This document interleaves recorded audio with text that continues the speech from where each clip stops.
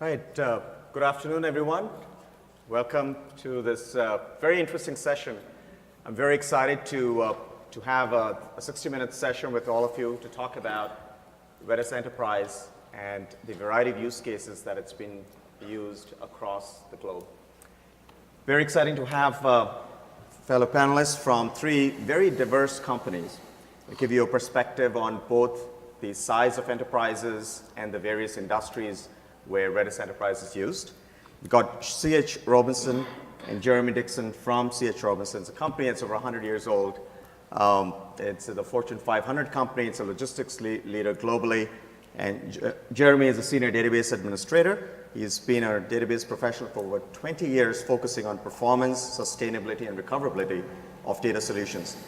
Jeremy currently leads the implementation of data solutions at the company, ensuring the solutions meet the current and future requirements, and we'll talk a bit more about that, as well as help drive the administrative cost down. Welcome, Jeremy. Thank you. Then we have Intuit, which I think, how many of you are familiar with TurboTax or QuickBooks? Yes, of course. Bill Schuler, who's an architect at Intuit, he currently oversees the contact center technology platform, which cuts across the company, and he's recently helped SmartLook bring SmartLook to TurboTax, a feature that allows customers to get frictionless expert advice within the product with live video and screen sharing. Welcome, Bill. Thank you. And finally, we have Scopely. You may or may not know the name Scopely. How many of you know the name Wheel of Fortune? And there are many of the games, and we'll hear from Avram. So Avram Lyon is the head of engineering for the publishing side of the house at Scopely. He's been there for about 6 years and has helped to grow the company from just 15 people to now running 8 studios around the world. He works with the studios and internal teams to develop reliable and scalable systems for a wide range of game genres. Welcome, Arvind. With that introduction, let me dive right into the presentation. We'll have each one of them come in and talk about each of their implementation of Redis Enterprise, why did they select Redis Enterprise, and the benefits they got, and you'll get a perspective. But I'll set the context prior to that, and then we'll have time for a Q&A at the end. So Redis Enterprise for large-scale deployments. We've talked through this. I do have a raffle that we will do at the end of the session. So for all of you who are here, you're entered into the raffle, and we'll go through. We have an Apple Series 3 watch for your participation today. Let me begin by just setting the context on the world we live in today. I tend to believe we are in an instant phase of our evolution as a humans, as a species, and our attention span is decreasing every single day. Studies show that it's less than 8 seconds. Some studies show it's less than 2 seconds, and so on. I'm sure our kids probably have an attention span of a second or maybe less than a second. And when we look at the personalized recommendations that we're used to getting, the conversion rate on whether it's an application, a web property, whatever it might be, tend to be much higher when the content is personalized in nature. Other studies talk about hyper-personal. In a mobile environment, unless it's truly, truly meant for me, I'm not going to focus on it, right? So that's the world we live in. And when we're on shopping carts, if things aren't progressing at the rate and you see the response rates being slow, you tend to abandon and move on, and that's the real money that's left on the table. So this is the world we live in.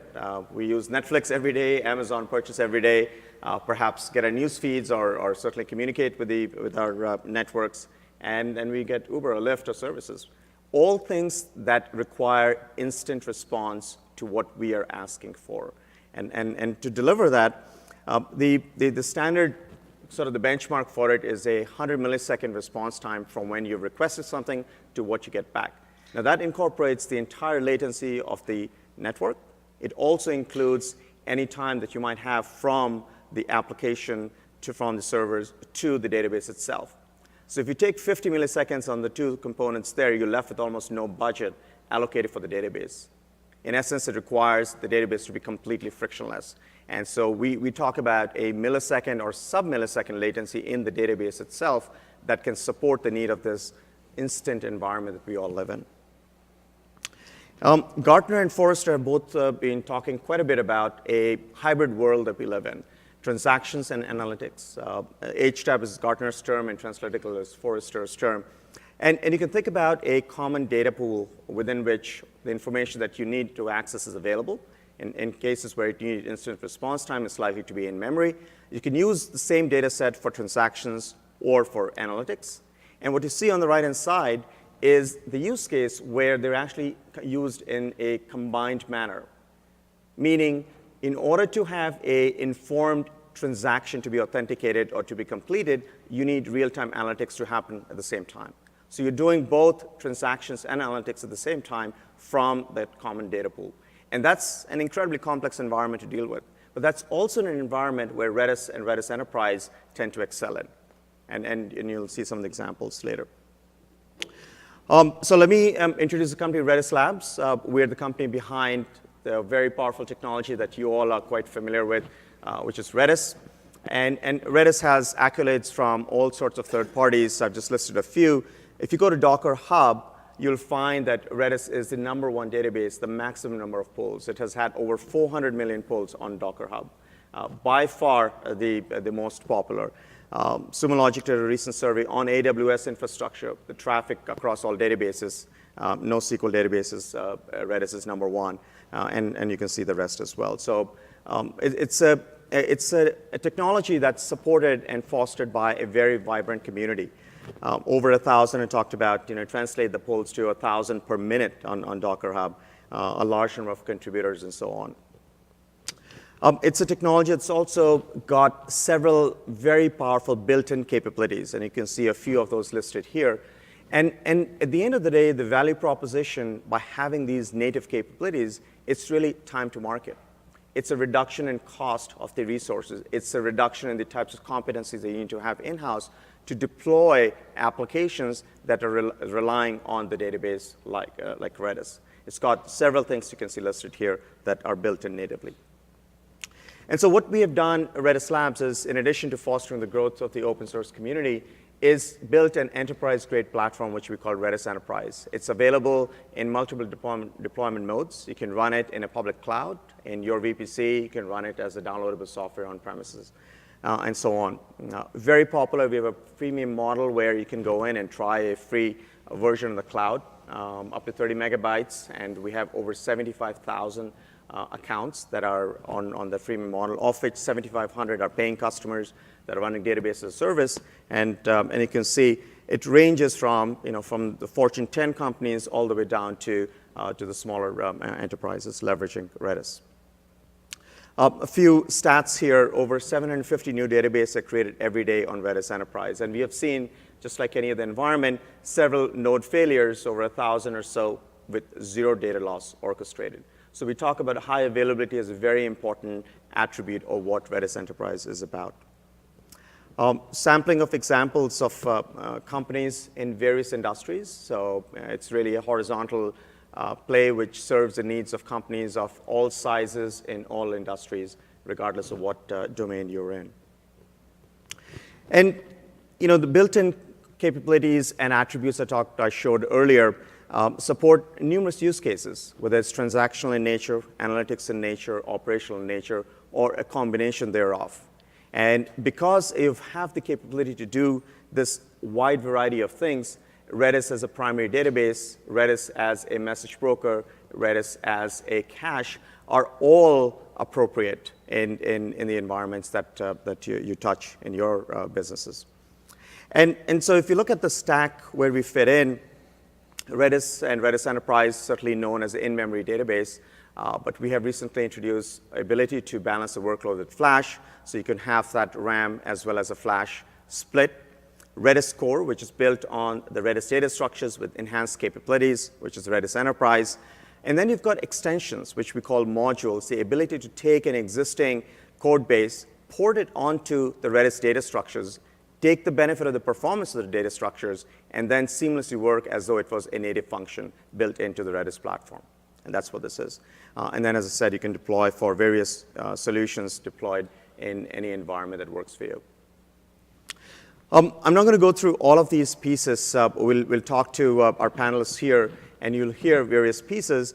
But in the context of large-scale deployments, what's important are the attributes of, is it truly able to support the mission-critical attribute, and high availability is top of that. Second piece is, does it have the performance to need as you scale up and not to see the degradation in performance with a distributed environment, with a high-scale environment? And certainly, do the economics make sense? So I'll touch upon a few of these things. The first one, which we introduced 2 days ago, is the active geo distribution. And this is an implementation that in the relational world is sort of common. Everybody appreciates that. But when you're dealing with large unstructured environment and non-relational world, this is very difficult. And particularly if you're doing that at a sub-millisecond latency, if you're doing it at a very, very large throughput at very, very small latencies, this becomes difficult. And we have leveraged something called CRDT, which is conflict-free replicated data types, to achieve fairly intelligent way of delivering this local latency regardless of what the distribution might look like across geography. It's got built-in conflict resolution, and it gives you what's termed as strong eventual consistency. These things come into play when you have got an e-commerce environment, such as a shopping cart that's distributed, and the users are accessing the same data set around the world. You want to make sure that no false proofs are given. You want to make sure that the information presented to somebody in Tokyo is the same as Berlin, as the same as New York, and you're able to achieve that with this particular capability. The next thing is performance at scale. Now, if you're familiar with Redis, certainly it's known for its performance. But and some of these benchmarks are widely known and published in the industry, and you can download it from redislabs.com. Is throughput at very low latency is certainly very, very clear, and many benchmarks exist for that. But to deliver that on a very small footprint is the next piece. How economically viable is this? Is this efficient? Does it fit the economic budget within which you have to deal with? And that's what you see on the right-hand side is achieving 1 million writes, 1 million operations per second on 2 servers is pretty impressive. And our customers tend give us that resonance all the time. And just very recently, which is, in fact, you're seeing this for the first time, we have not published this externally yet, we did a benchmark running up to 10 million operations per second, managing just a hair above a million millisecond latency on 6 nodes, as you can see. This is a very, very impressive results if you compare to any database out there. And this is brand new benchmarks. The next piece that's in here is search. We are all, how many of you are using Elasticsearch as your query engine? Great. Very popular and has done very well. What we're able to do with Redis, where you can run either the search and query certainly on the Redis database, but you can also do secondary indexing of any data from any database, pull it into Redis, and then you run the search that's built into as a native capability. And you'll see 5x plus performance enhancement from an Elasticsearch querying capability.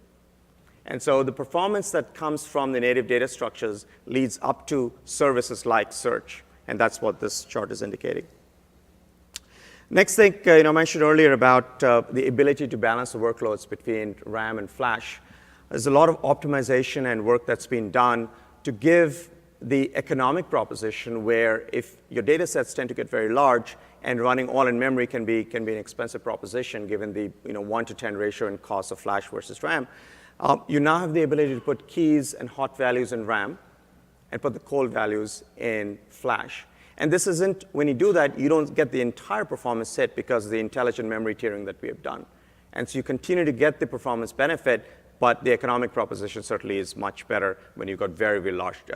So we've got customers that are getting close to 100 terabytes or perhaps have crossed 100 terabytes. And at that level, this becomes a very powerful proposition. And I think we expect some of the customers to be even in the 20, 30, 40 terabytes to start to take advantage of this proposition in anticipation of the future growth. So you can have the architecture set and scale your environment. And here is a cost comparison on the savings that you might get. So in the model that we ran here, it's 2 terabytes of data running at 100,000 operations per second. So this is clearly not hitting the performance curve where Redis can support, but taking a much more of a mainstream application, a reasonable data set, reasonable performance, and you can see from various comparison and alternate models on what the savings might be. So that is what I had set up as a context, and now we'll shift and get to our panelists. So if I could invite Jeremy, if I could have you come in and talk about, you can either use the cursor or go directly over there. Okay. Hello. A little bit about C.H. Robinson. As said, it's a third-party logistics company, global company. We started over 100 years ago. Originally moving produce from local farmers into market. We've now, as I said, we're a global company. We try to streamline global logistics and lower costs for everyone involved. With doing that, we have some unique challenges. We have moving across multiple countries, and we have to deal with the customs agencies of each company, but as well as weather patterns, road closures, unrest throughout the world. All things are going to take their time to get the loads through.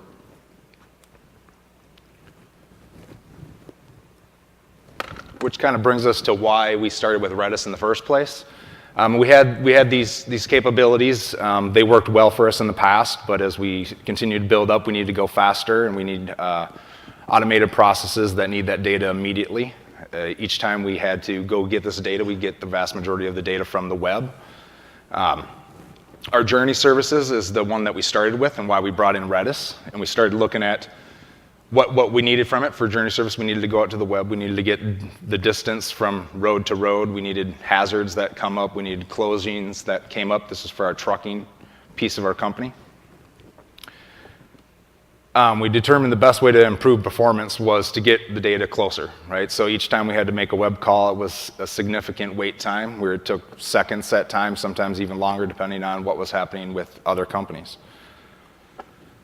So we came up with a list of what we needed to do. It was pretty simple, as much as that I'm sure the vast majority of you would come up with as well. We needed it to be reliable. We needed to be able to hold tens of millions of rows and not slow down. We needed to have consistent millisecond latency, and it had to sustain itself no matter what through constant reads and writes, no matter what that really came to. That was what we went with. Our hardware costs had to go down significantly. We were coming from main RDBMS data stores, pretty significant in hardware costs, and for spin up and setup takes quite a while. We wanted to lower that, and we needed to have a minimal administration cost. We did not want to hire an entire new data services department to administer Redis or anything else that we were coming in with. So Redis met the data store requirements wholeheartedly. Everything that we went out to search, Redis came up with. We tested out about 7 different products before we decided on Redis.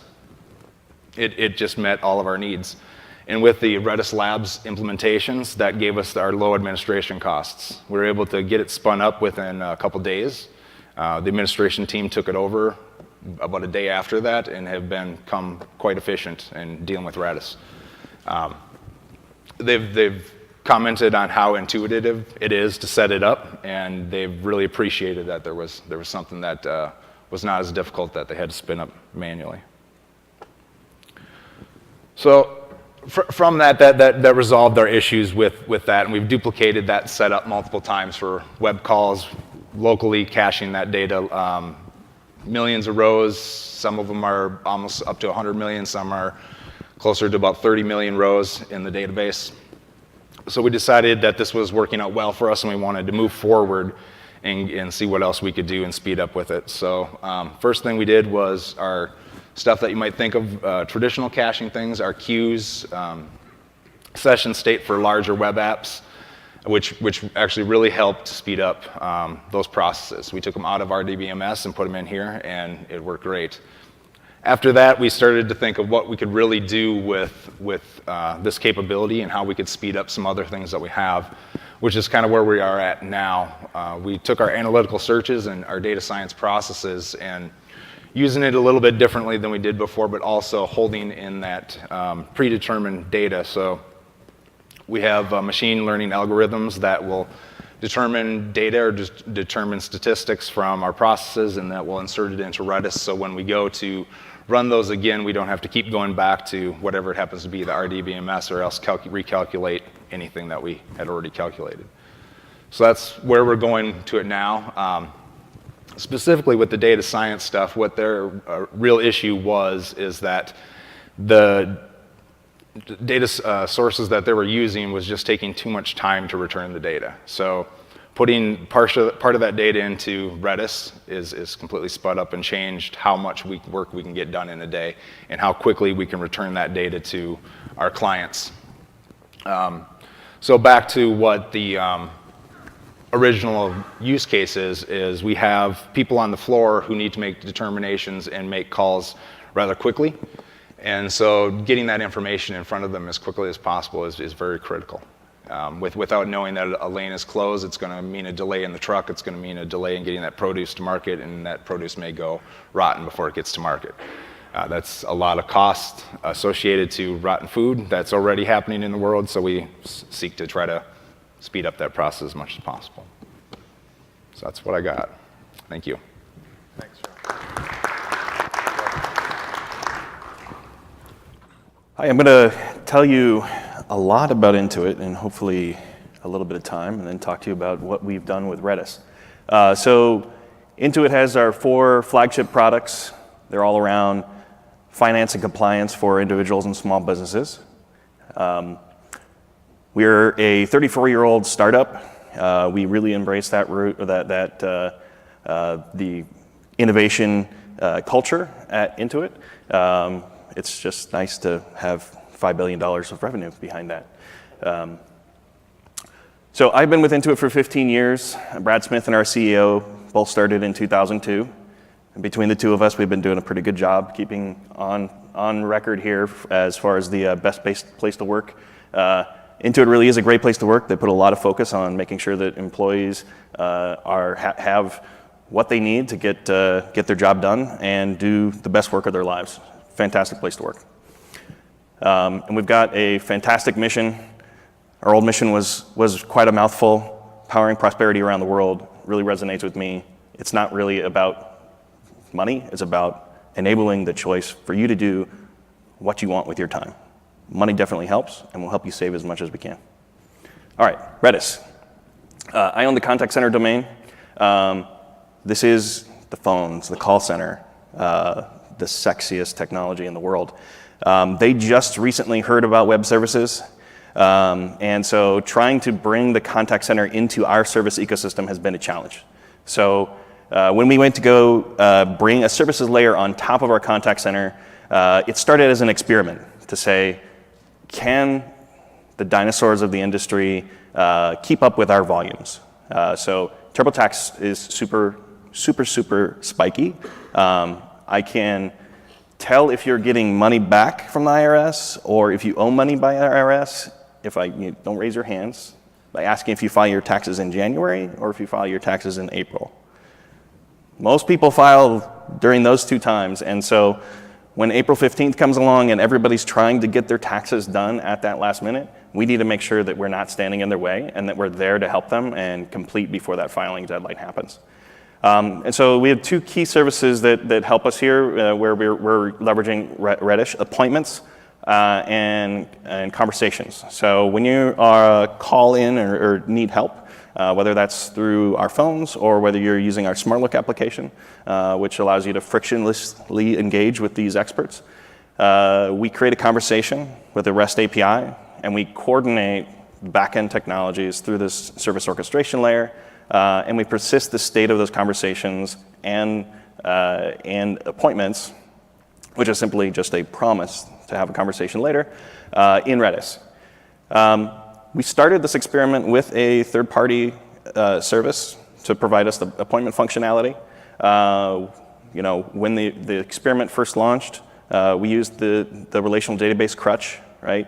It's so easy to stand up a MySQL server and just throw data in there without any regard to the fact that we have a very simple data set. And so very quickly,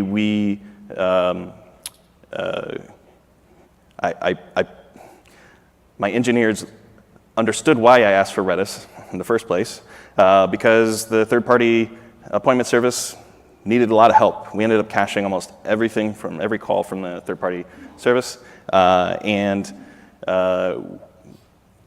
than taking an approach where you're using just a write-through cache or read-through cache, that database is, you're enrolling another dependency that's required to enable your system. And so with Redis Enterprise, we're able to store that data as a system of record without needing to reach out to another system. So we brought that to scale after the first year. We replaced the appointment service entirely with our application in Redis, and that went away. And where we are at right now is in embracing that success and starting to break these services up and embrace fault isolation a little more. So right now, we have these services all using the same instance of Redis. We haven't had a performance reason to move, but we're breaking them up for isolation, and we're eager to experiment with the replication so that we can, rather than have a hot standby, have an active-active across regions implementation. Availability is absolutely critical, and the reason we're going with the enterprise version of Redis is because of that split-second failover time, the availability, and the replication that we get to replicate our data across sites without having to implement that ourselves. For weird telephony, private connectivity reasons, we are on-premise today and eagerly moving into the cloud as those requirements go away. So after breaking up into individual shards by service, breaking those microservices up and breaking the store up behind them, we're also going to be breaking up by line of business and allowing those line of businesses to be isolated as well. And very eager to bring this into AWS where we want to be. Great. Thanks, Bill.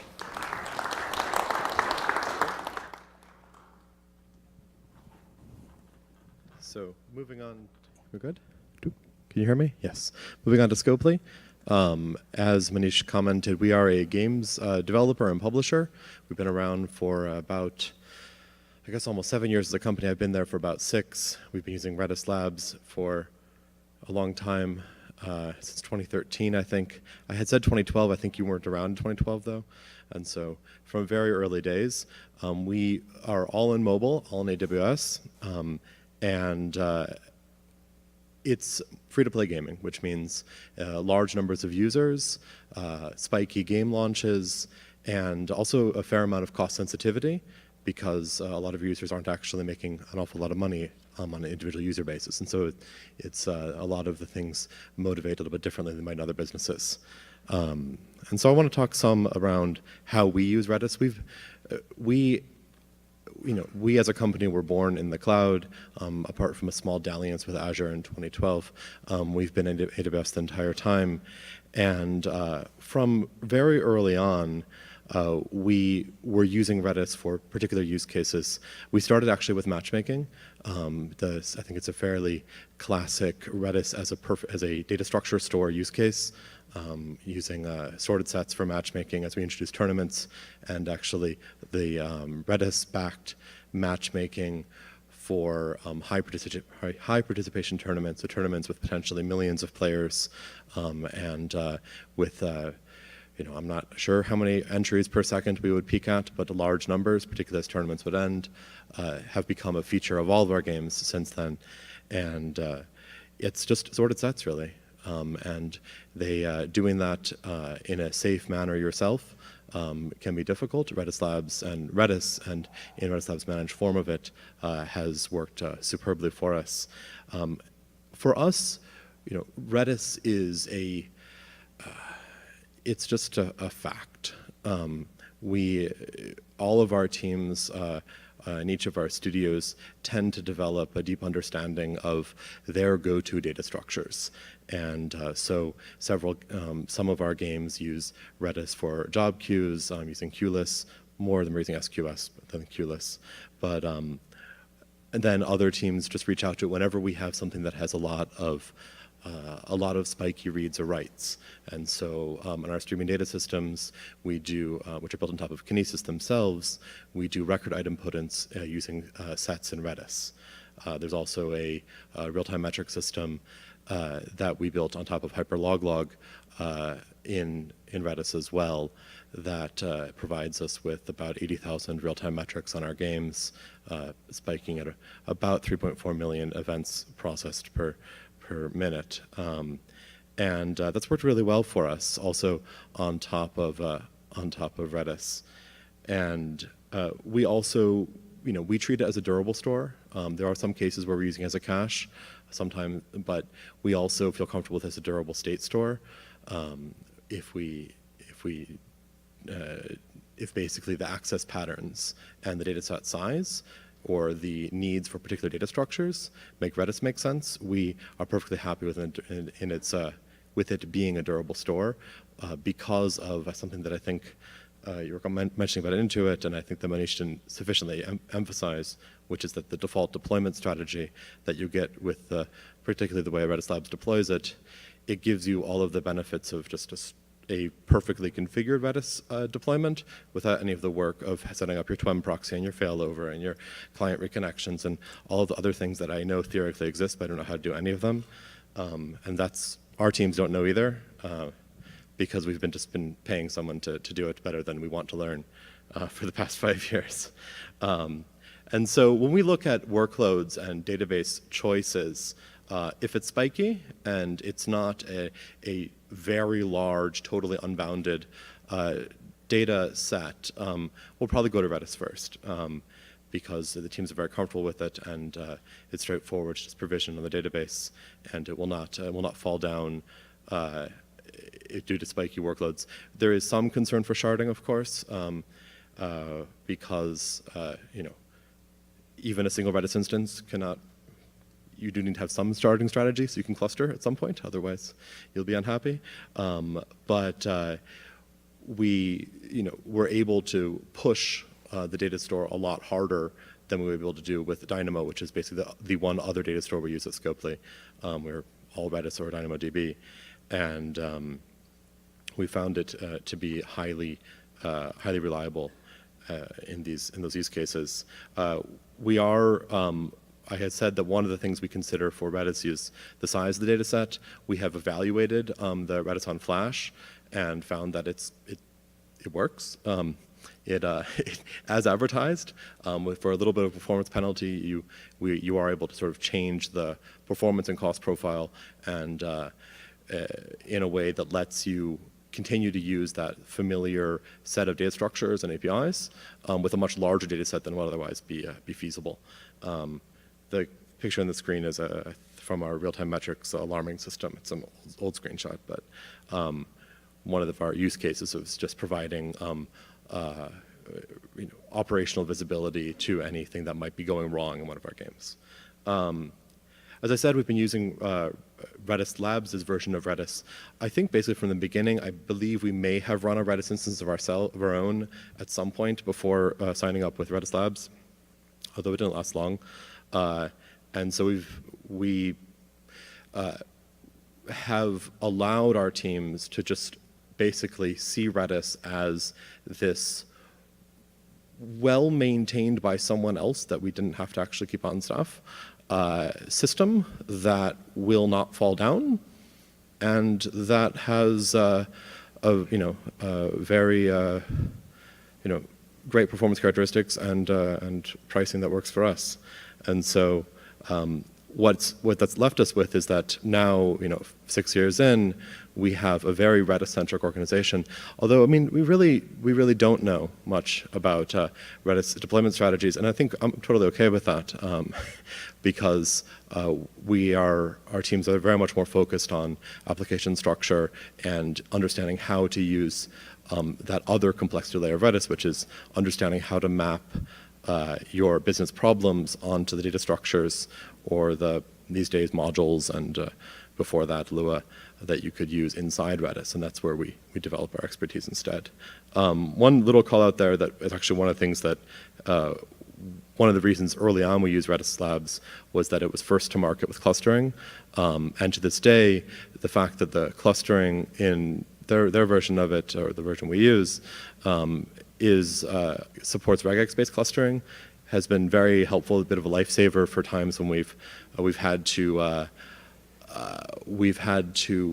switch a Redis database from non-clustered to clustered, and without having to make changes to the application, by just identifying the regexes on which we could split the data set.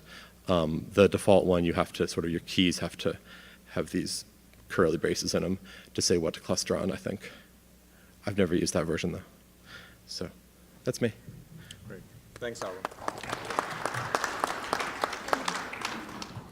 Well, we have a good 25 minutes. I would like to make this interactive. As questions come up, just raise your hand. We have a mic we can pass around. I'll kick off some of the conversation here. First of all, how many of you are actually using Redis today? Very good. And how many of you that raise the hands are using open source Redis? 70%, 60, 70%. Very good. Let me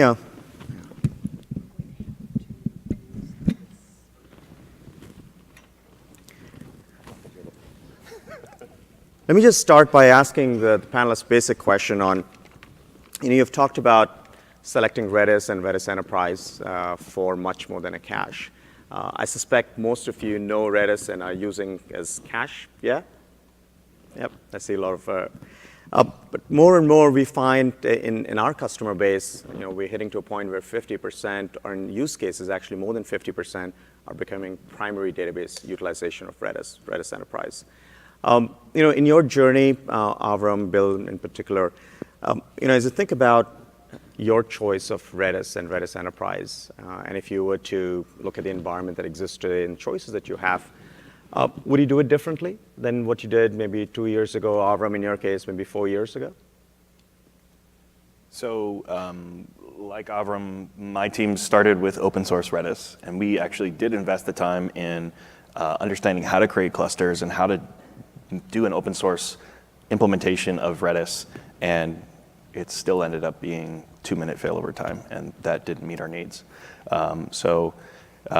We still need the performance of an in-memory store. We still need that level of fault tolerance and high availability. So I would go the same direction today, but we're always have both eyes open. Avram? I think we continue to choose Redis. There are, the marketplace keeps shifting, and there's a lot of really exciting things happening. And everything from, Dynamo keeps getting better, more databases are out there. That said, we keep choosing Redis for new services. We're pretty comfortable with it. We don't use it for absolutely everything that it could do. No, I think particularly for those core things we use it most for, like I was saying, the leaderboards and our real-time analytics, those systems, it's pretty stellar at that, and I don't know, not a lot would change probably. Okay, I'm glad to hear that. As you think about implementation in a primary database capacity, and you add incremental use cases to it, internally, the organizations, the appreciation for Redis Enterprise would probably vary quite a bit. If you were to pick 2 or 3 things, and you've touched upon a couple, what parameters tend to be that decision maker that here's a new use case, we would like to use Redis Enterprise for primary database? What are the things that jump out as 1, 2, and 3 perhaps? Bill, if you want to start with that. So in addition to the fault tolerance and high availability, our ability to do seamless, grow seamlessly and shard, online when we need to make that decision was definitely a part of choosing the Redis Enterprise. Okay. Any different views, Avram? I mean, the choice of its primary database, I gave the primary inputs to that, which is usually, it can handle, within some degree of reason, very hot keys, and that's something that isn't the case for other systems, and so that more than anything else, that tends to drive things toward Redis for us. None of our other options on the table, like DynamoDB, would be happy with the degree of hot writing that we can get away with in Redis. Maybe it's not always a good application design when we're doing that, but get away with it for longer. Okay. I'm going to pull back a little bit. The trends that we are all living in today, things are moving to microservices architecture, right? Everything is, I don't know of any modern day application where you've got a monolithic architecture. It's all broken down into much smaller microservices. Maybe Jeremy, we'll start with you. You have a perspective on what you see internally as the new apps getting developed, contemplation, and how perhaps Redis Enterprise might fit into that thought process. Sure. I mean, with every single one of our new applications that come up, we definitely not even just think about using Redis, but it's part of the tool set that should really be utilized. We use it to cache that data, but the retrieval of the data, if we keep the hot data up in Redis, it's very fast, and that's absolutely what we need. So it's critical to business going forward, applications going forward, and our design structure for them. So it's for sure. And in the context of microservices, do you find that to be a good fit?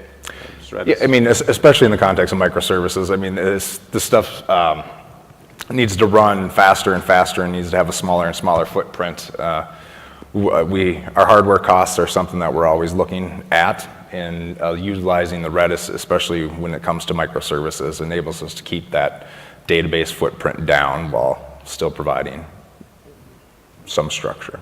Okay. Bill? Speed. It's all about speed. I feel this a little even more in real-time communications because we're involved in actually switching phone calls on and off. A couple of milliseconds of latency in a phone call is something you really, really notice. But when you are embracing microservices, it's the aggregate latency of all of the smaller calls that you're doing that add up to the full latency of the experience of the customer. So making each of those calls fast is critical. I think for microservices, the aspect of Redis and the way we use it that is most interesting is that in the way that Redis Labs, at least the cloud one we're using, we're in which product name I don't remember. Redis Enterprise. Redis Enterprise Cloud Private, something. We're able to have databases defined with relative granularity, and it's so straightforward to just create separate databases that it's easy to resist the temptation to, even for multiple use cases within a single application, to have them be actually in separate databases from the Redis's perspective, and it makes it easier to be more disciplined about isolation, which will protect you from, particularly in the world of Redis, where each instance at least is single-threaded. You won't have weird, unexpected contention, which is a risk otherwise. I will say, our preferred development model for most of our game backends is monolithic, with discipline and well-isolated data stores within it. But we find that it simplifies the development cycle. Most of our non-game systems are not monoliths. Got it. Good. Right. I'm going to step back and pull. By the way, if there are any questions, please do raise your hands. This question, yeah. One question for Avram. When you made a choice between DynamoDB or the Santa very similar versus Redis, what was your thinking? Why would you go towards Redis versus Cassandra? I'm going to repeat the question for the benefit of the audience. The question was, given the choice between, on the one hand, things like Cassandra and DynamoDB, or Redis on the other hand, when or why are we choosing Redis? We choose DynamoDB a lot. We certainly do. That said,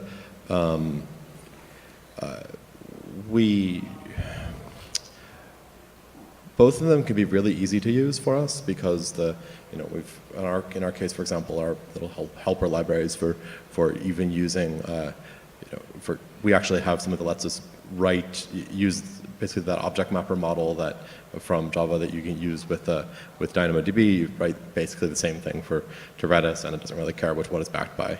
And so we have teams that don't think about that much. Let's pick one.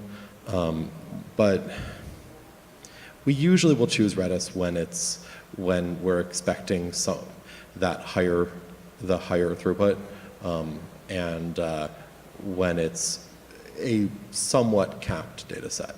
So it's not going to be a ledger of 100 million entries a day and growing forever, and we want to keep all of them in this one database. That's an inefficient way to use memory.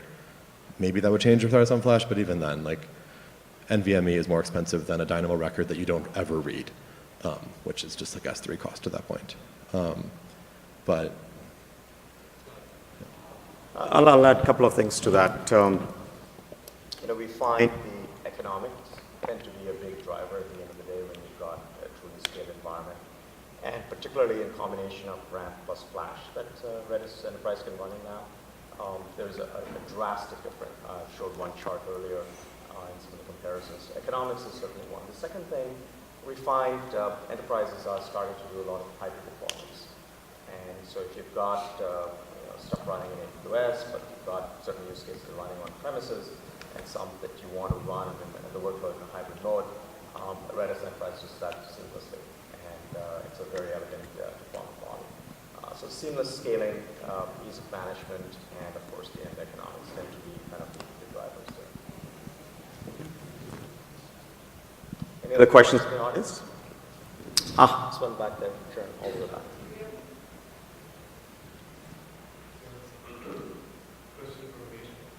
Talked about analytics. So what type of analytics use cases are we talking about? And I have a corollary to that question. I think you mentioned something about secondary indexes. So you were suggesting Redis becomes a secondary index, or do you have native support for secondary index? Just want to clarify on that one. Yep. So it was a little bit of echo, so I'm going to try to repeat. There were two questions. The first question was, what type of analytics do people use with Redis Enterprise? And the second one was secondary indexing, right? How is Redis or Redis Enterprise used for that? Let me take the second one, I'll get to the first. So on secondary indexing, you can take data from any data set that's sitting on whatever database you're using. If you want to improve the response time of the queries you want to run on the data set, you simply create a secondary index of that data in Redis Enterprise and then run the query on it. That's kind of the model, a use case where you'd get the performance chart I showed earlier. So that's the first one. On analytics, that is actually the broadest use case that we see. So let me talk about, you can have a very basic analytics use case where you're simply doing, let's say, sorted sets is being used to show a leaderboard on who's running. That's kind of one end of the spectrum. The other end of the spectrum might be you've got a model that's really AI and ML environment, and you may have trained the algorithm on TensorFlow, on Spark, or one of the 50 different training environments. And the problem, what happens is when you serve that model to the application, there is a big mismatch between the environments that can train the model and then the environments that are actually serving to the application. So the ideal model most of our use cases and customers do is they would take a Spark engine or TensorFlow as the training environment, layer Redis Enterprise on top of that as a serving layer for the application.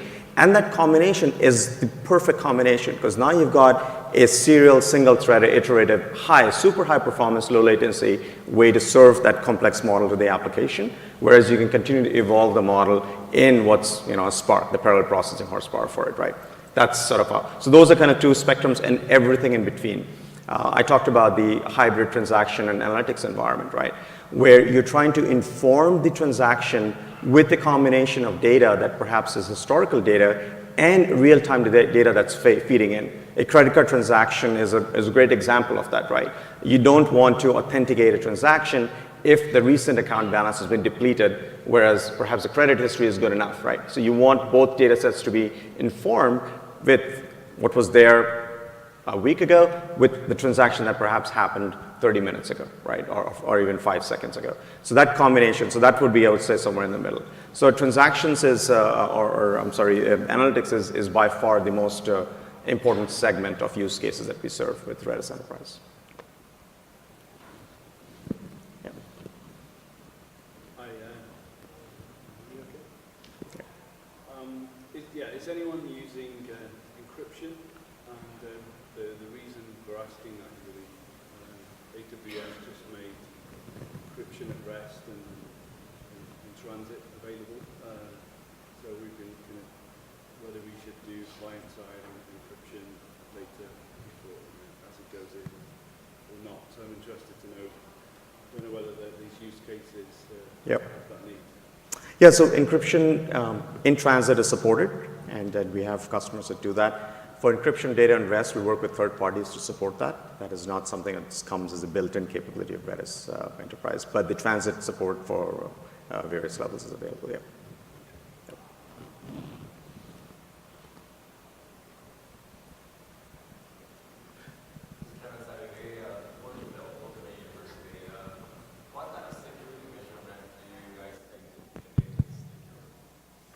So the question was around security. So security on this is, you heard the first question around encryption. So for data in transit, we support encryption. We have SSL support, and all the standard administrator level support. So this is not necessarily any different than a standard, any NoSQL database that we have, and we don't tout any advanced data at rest security measures on top of what you would expect naturally. Yeah. Okay. There is one thing I wanted to touch upon as active announcement is a new, a fresh announcement. We've had about 20 customers in preview that are now moving into a production environment. Maybe we can talk a little bit about, and Avram and Bill, both of you have looked at or starting to look at that a little bit. Avram, if we can start with you. Your perspective on, in your genre of games, what does the geo-distribution look like? How vast is that? And what could you see the potential for that from a Redis Enterprise deployment standpoint?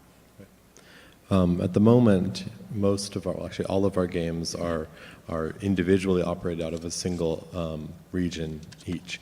They're not all in the same region, but are Scopely had historically taken sort of a portfolio risk model to this, sort of balancing the overall company risk by distributing things around regions.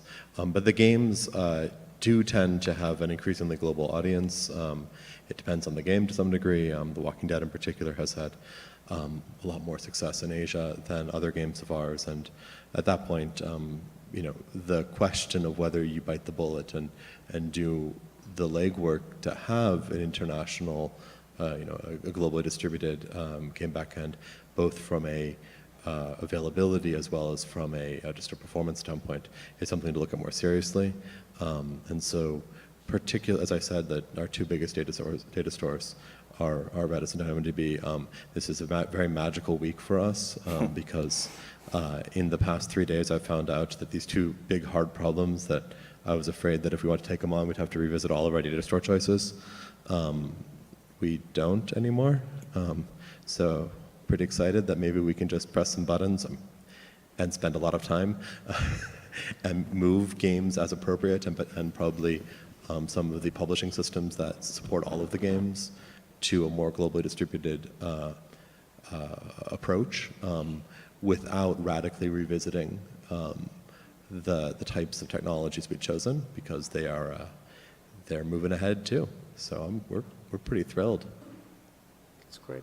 Bill, anything to add? So we've used Oneway Replication since the inception, since we started using Redis Enterprise. And that's worked great for us. We have proactively and reactively switched between data centers. We're really excited to try this in small scope for the data types that are supported today, and see where we can get some leverage there. Once all the data types are supported, we're really excited to leverage that. Okay, great. Jeremy, do you see in your environment and how you're set up where this might become a need in the future? Yeah, I mean, being a global company, we're definitely going to we definitely move our data around the world, and the speed at which people can access that data is critical. So, I mean, it's definitely going to be something on the board to talk about. All right, good. I don't see any hands up. I'm going to up-level the conversation and see if this is more of a generic, we've got three experts here. You see the data and the transformation and migration of the data from relational to non-relational. Every day enterprises are producing more unstructured than structured data. That's just the nature of the beast, right? Are there particular types of use cases where you see that happen first? Is there other leading indicators or use cases which are at the forefront of that migration? And Avram, we'll start with you if you're seeing anything. I'm kind of a bad person to start with. We have generally tried to stay away from relational data approaches all along. And so even when we were using MySQL a little bit more earlier on, it was under strict no joins, no transactions rules. And in which case, I mean, how relational are you talking? And so I declined to answer the question. We did not do that transformation. Okay. Bill? I mean, so Intuit has lots and lots and lots and lots of data. And we use relational and non-relational stores. We use a wide variety of solutions for each of those.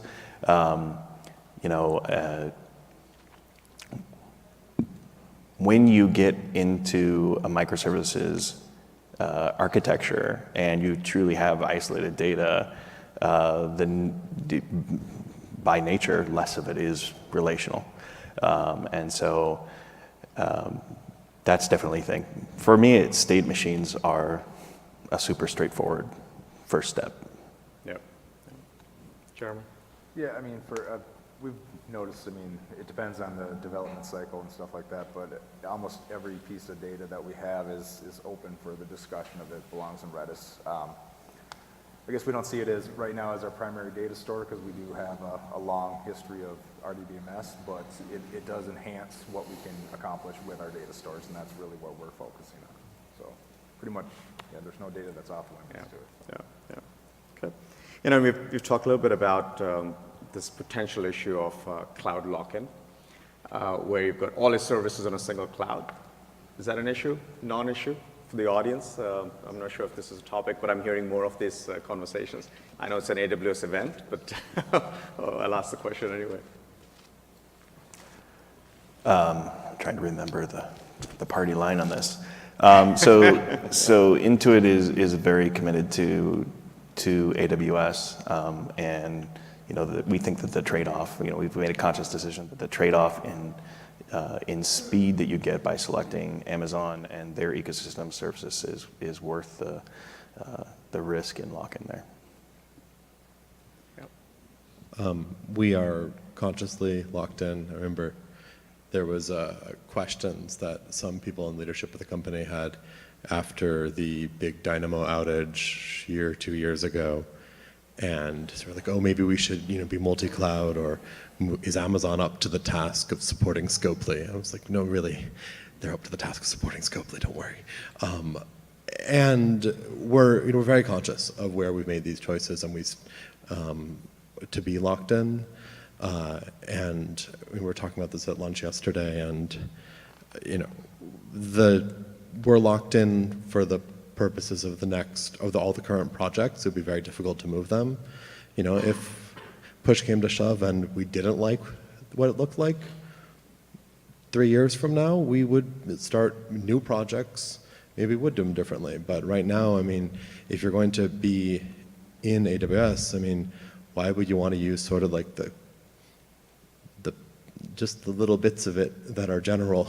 You might as well take strong advantage of it, and continue obviously to look around, to understand the diversity of options in the market, but also take full advantage of the ones that you already have at your fingertips.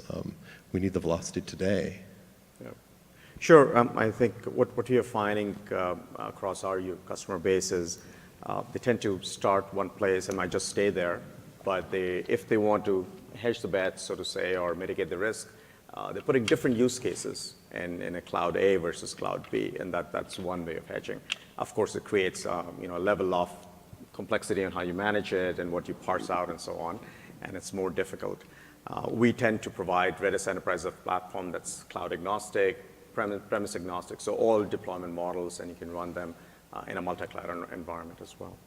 So I see we're down to under a minute. Any last questions before we do the raffle here?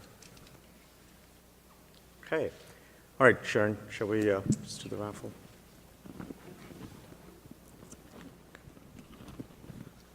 Well, looks like everybody turned in the cards. Yep, it's great.